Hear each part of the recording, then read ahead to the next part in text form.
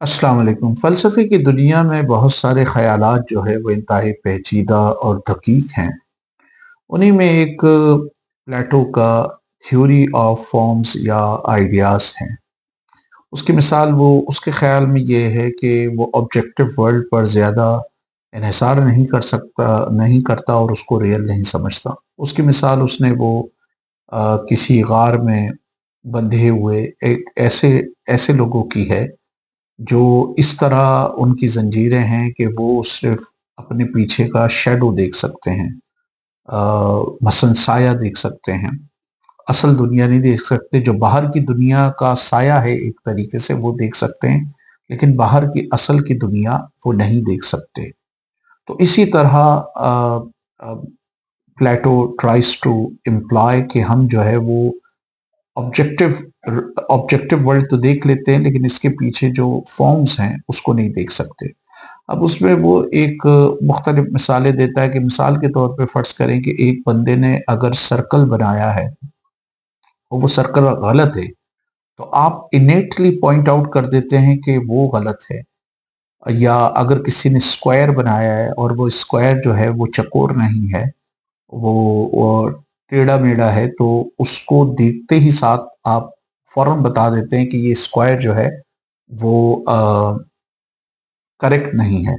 तो वो जो इनेटनेस है, फ़ॉर्म या ख़याल, वो आप में कुदरत ने आप में वदीयत किया हुआ है, मसलन वो पहले से आपके अंदर मौजूद है।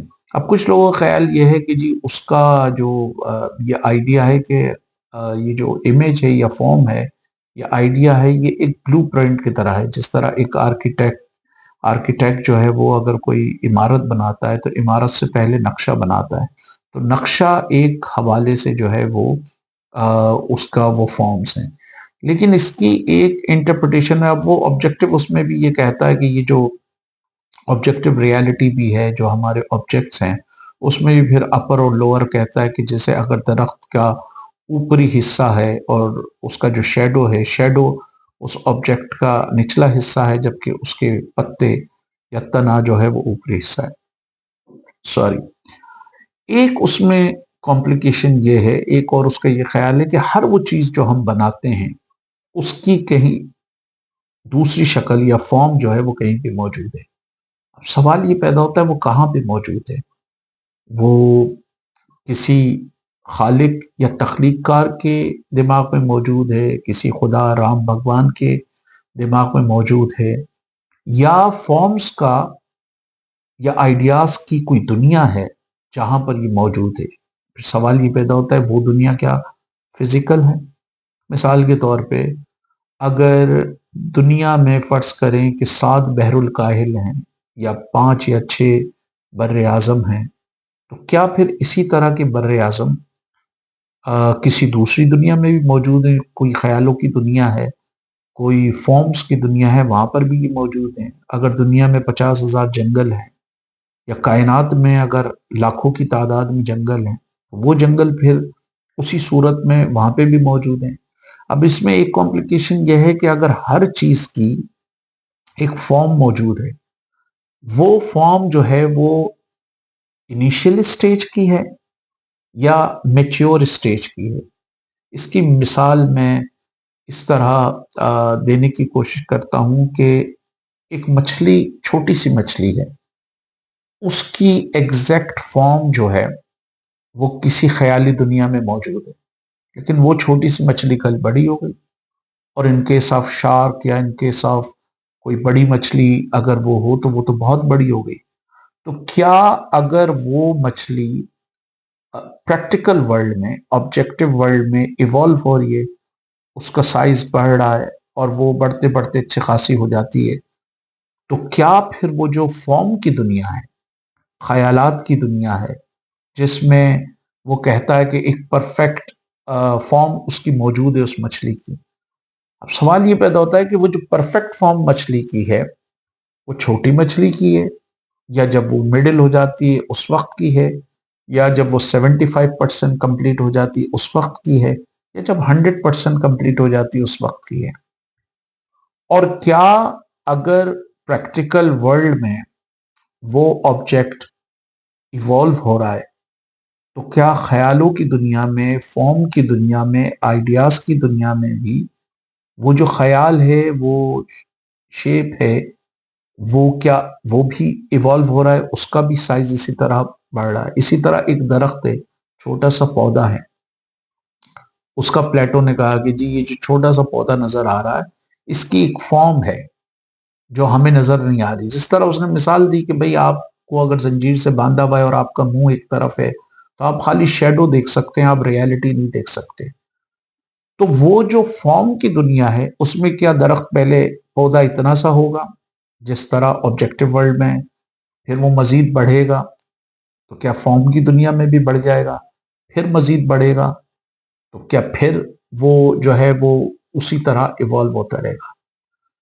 ایک اور اس کا خیال یہ ہے کہ لوگ یہ کہتے ہیں کہ جی آپ کچھ چیزوں کو تو دیکھ لیتے ہیں، کچھ کو نہیں دیکھ پاتے، اس کو وہ فارم کہتا ہے. مثال کے طور پہ آپ نے ایک گول ایپل دیکھا، گول ایپل میں جو راؤنڈنیس ہے اس کو آپ نہیں دیکھ سکتے.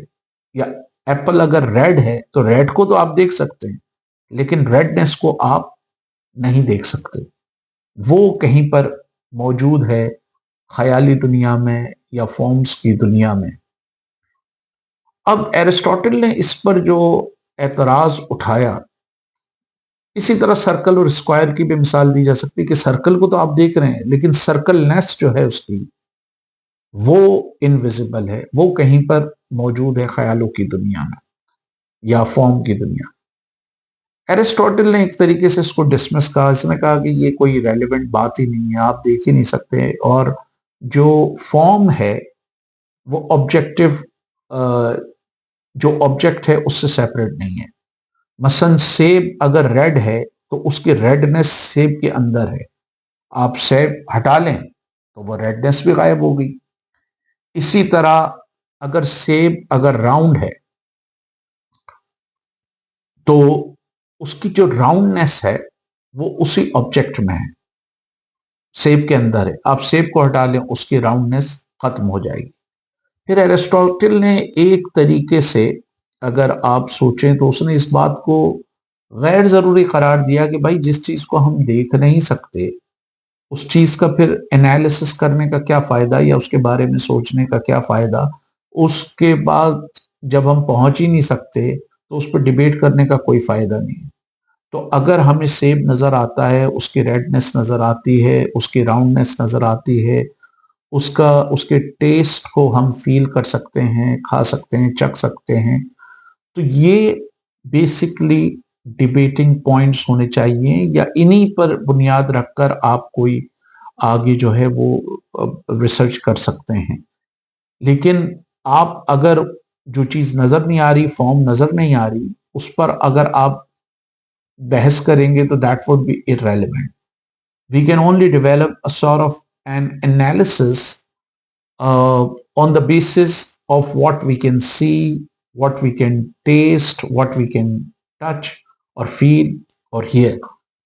تو اس لیے ایرسٹوٹل کا نقطۂ نظر جو ہے وہ زیادہ ریشنل اور زیادہ سائنٹیفک نظر آتا ہے، اور جو پلیٹو کا نقطۂ نظر ہے فارمز کا، کہ وہ جو فارمز موجود ہیں، اب سوال یہ پیدا ہوتا ہے کہ وہ فارم اگر کہیں اور موجود ہے تو کیا پھر اس فارم کی بھی کوئی فارم ہوگی؟ اس طرح تو آپ ملٹیپلائی کریں گے تو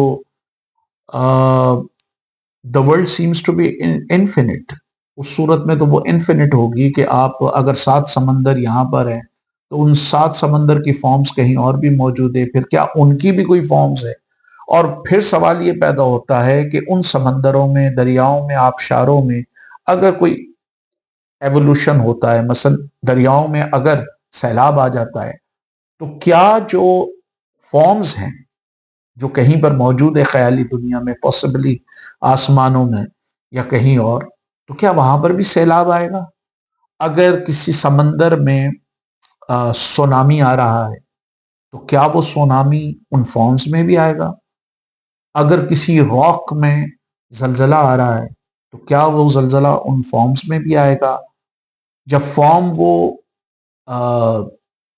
پرفیکٹ ہیں تو اس کا مطلب ہے کہ پھر اس میں وہ تمام چیزیں ہوں گی جو زمین پر یا کائنات میں ریئل آبجیکٹ میں ہو رہی ہیں، یا خالی وہ جو ریئل ورلڈ میں فارمز ہیں اس میں صرف راک کی ایک تصویر موجود ہے، لیکن اس چٹان کے اندر جو آتش فشاں پھٹ رہا ہے، اس چٹان کے اندر جو آپ کی ایکولوجیکل چینجز آ رہی ہیں، اس چٹان کے اندر جو انوائرمنٹل چینجز آ رہی ہیں، یہ زلزلہ آ رہا ہے، تو کیا وہ زلزلہ فارمز میں بھی ہوگا؟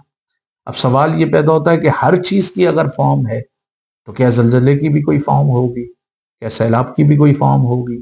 کیا آتش فشاں کی بھی کوئی فارم ہوگی؟ تو پلیٹو کا یہ فارم کا جو نظریہ ہے دیٹس ویری کمپلیکیٹڈ.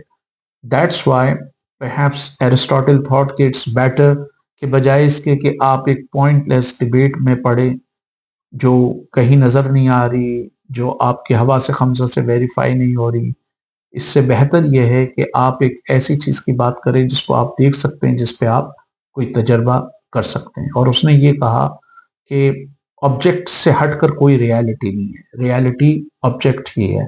تو یہ آپ کو زیادہ آبجیکٹیوٹی کی طرف لے جاتی ہے اور سائنٹیفک سوچ پہ لے جاتی ہے، کیونکہ سائنس کی بنیاد بھی حواس خمسہ پہ، جو چیز آپ دیکھ سکتے ہیں، چکھ سکتے ہیں، سونگھ سکتے ہیں، سن سکتے ہیں، محسوس کر سکتے ہیں، اسی کی بنیاد پہ آپ تجربہ کر کے جو ہے وہ سچائی کو اسٹیبلش کرنے کی کوشش کرتے ہیں. لیکن پلیٹو کے خیال میں اصل سچائی، اصل حقیقت جو ہے وہ فارم کی دنیا ہے یا آئیڈیاز کی دنیا ہے، جو ہم سے انویزیبل ہے، جو ہمیں نظر نہیں آ رہی.